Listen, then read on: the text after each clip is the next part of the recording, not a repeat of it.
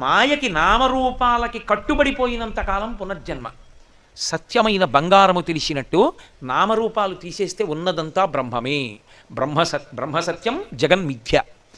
ఇది శంకర భగవత్పాదుల సిద్ధాంతానికి అంతటికీ కూడా ప్రాణప్రదమైనటువంటి సిద్ధాంతం.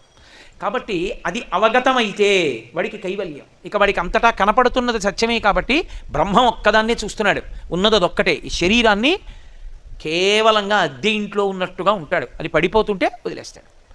ఆయనని జీవన్ముక్తుడు అంటారు. అటువంటి స్థితిని కల్పించగలను. మాయని చంపేశాడు అనుకోండి, అందరూ జ్ఞానులైపోతారు, ఎవరు సాధన చేయక్కర్లా.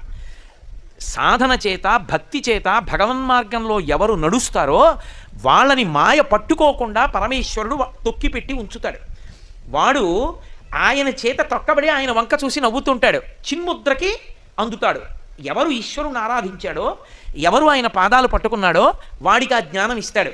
ఇచ్చినప్పుడు